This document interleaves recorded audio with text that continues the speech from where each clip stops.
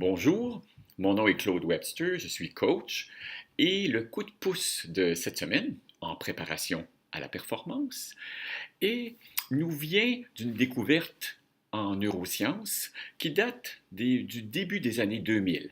Alors, je vais vous approcher un peu. Un institut américain de la Californie qui s'appelle HeartMath a fait une découverte extraordinaire, c'est-à-dire qu'il y avait un lien réciproque entre le cœur et le cerveau. C'est-à-dire que les battements rythmiques du cœur allaient influencer le cerveau et le cerveau allait influencer les battements cardiaques.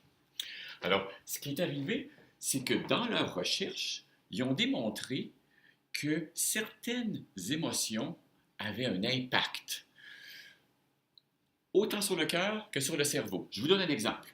Alors, une émotion de peur, par exemple, ou de frustration, allait créer un diagramme, comme l'équivalent d'un électrocardiogramme, si vous voulez, avec un rythme qui allait être irrégulier. Ils vont le nommer incohérent.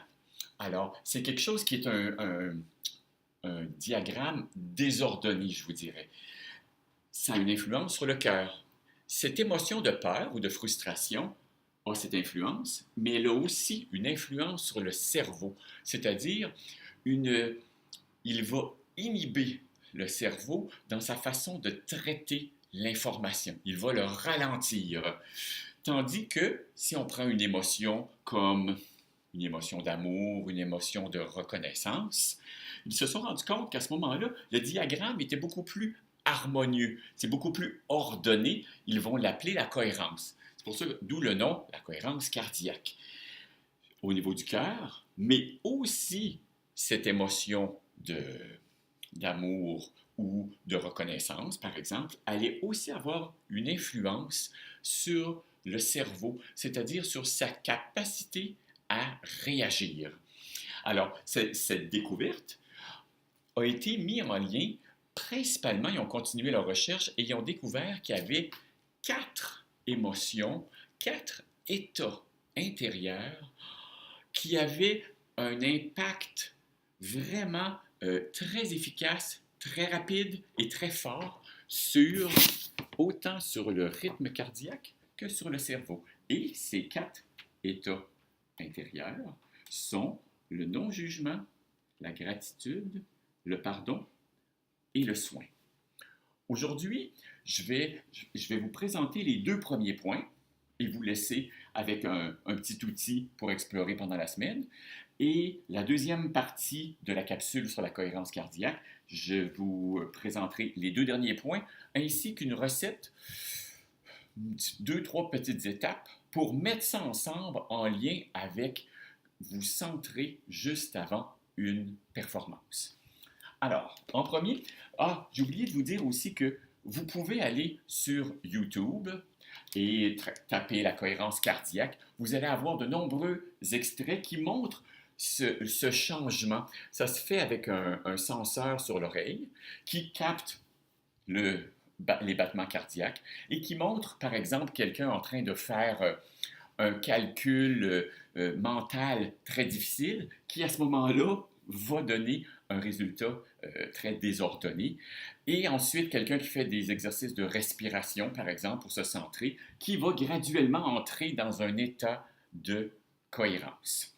Alors, il existe, l'Institut américain ont évidemment créé un logiciel avec un senseur qu'on peut brancher directement dans l'ordinateur pour voir ses propres progrès en même temps qu'on fait les différents exercices en lien avec différents états intérieurs. On va jumeler finalement les exercices de respiration, de centration et certaines émotions qu'on va aller solliciter. Alors, je vous présente les 2 premières. La première est le non-jugement. Vous savez, le non-jugement. Est-ce qu'on voit quelque chose sur le... Attendez un peu. Voilà. Alors, Vous savez à quel point je suis un fervent défenseur de la formulation positive parce que votre cerveau fonctionne sur une direction qu'on lui donne et non pas sur lui enlever une direction. Ne pensez pas au chiffre 12, vous pensez au chiffre 12. Alors, le non-jugement, je vais vous proposer de trouver quelle est la version pour vous qui fait le plus de sens. Le non-jugement formulé positivement, est-ce que c'est, je vous en ai mis quelques-uns, une ouverture, un sens d'acceptation, comme l'accueil par exemple, ou est-ce que c'est plus la compassion? J'ai souvent tendance à utiliser, moi, la compassion au lieu de nommer le non-jugement. Vous savez, on sait que c'est un état de non-jugement fait référence à, vous savez, lorsqu'on aide quelqu'un, par exemple, sans rien attendre en retour. Ou un exemple serait aussi, un exemple d'amour inconditionnel. Où est-ce qu'on est vraiment dans un état d'ouverture, d'acceptation, de connexion, dans le sens de compassion avec l'autre. Cet état intérieur, pour moi, est très important en situation de performance parce que le jugement intérieur a tendance à être très présent. Alors, en situation de performance, on va vouloir désamorcer le perfectionniste interne.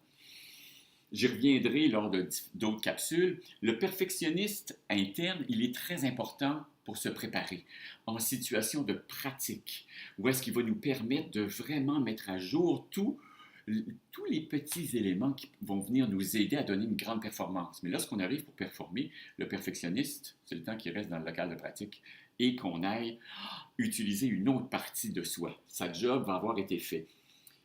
Il y a quelqu'un qui disait, il y avait une expression anglaise qu'il utilisait souvent, qui dit learn to fail or fail to learn. Alors, apprenez à échouer, sinon vous allez échouer à apprendre. C'est dans le sens qu'il y a un apprentissage dans tout ce qu'on fait. Il n'y a pas d'erreur. Finalement, il y a juste du feedback. On utilise souvent cette expression en PNL.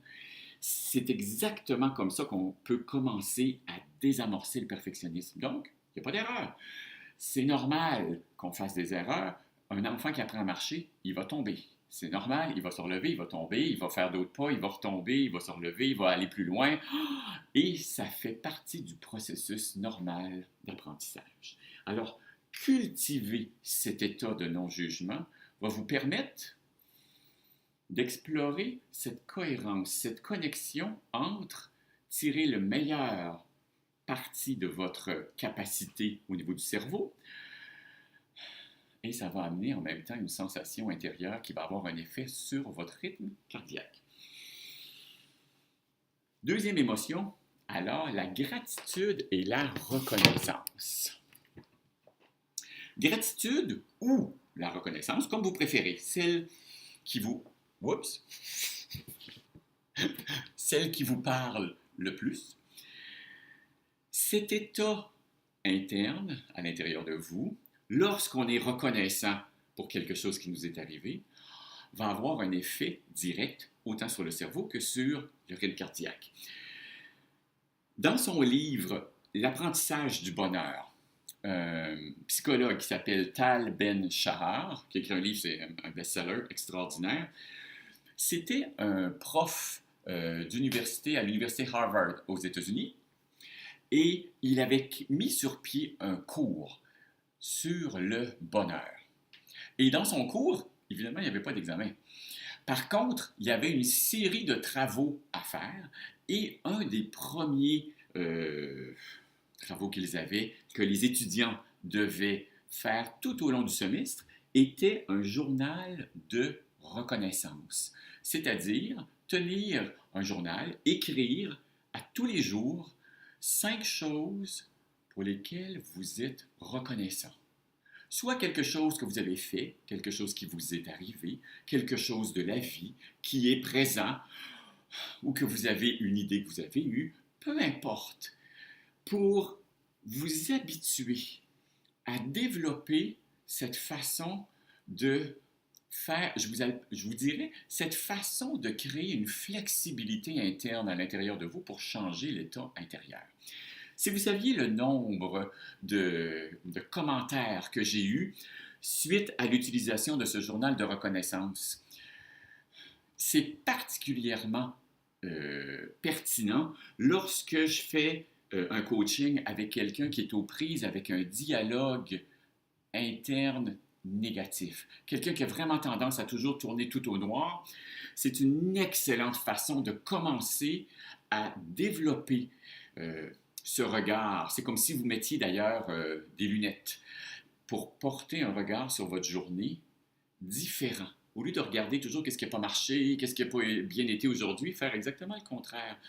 Il y a des gens qui viennent me voir pour le sommeil. Ça va faire partie aussi du rituel que je vais proposer d'installer pour terminer la journée, pour vraiment vous apprendre à choisir.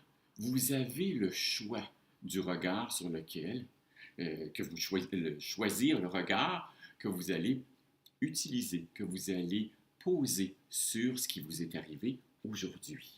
Alors, c'est ce que je vous propose d'explorer cette semaine. Ce journal de reconnaissance, 5 choses pour lesquelles vous êtes reconnaissant à tous les jours. La plupart des gens préfèrent, moi je préfère l'écrire, je trouve que ça a plus d'impact. Cela dit, vous pouvez le faire comme habitude avant de vous endormir, nommer 5 ou 6 choses à chaque fois. Je trouve que écrire a plus de poids. C'est un petit outil qui a énormément d'impact sur le long terme. Alors, je vous laisse avec le journal de reconnaissance qui va graduellement, si je remets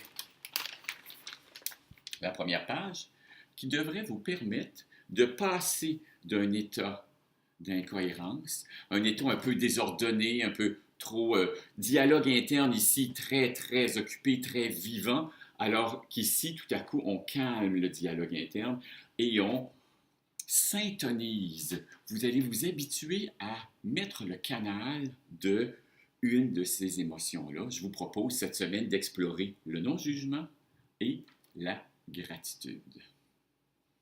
Alors, je vous souhaite une excellente exploration. Si vous avez des questions, des demandes, n'hésitez surtout pas à me faire signe, à me les faire parvenir. Je vais trouver une façon de soit les incorporer à l'intérieur de ces capsules ou vous répondre. Merci.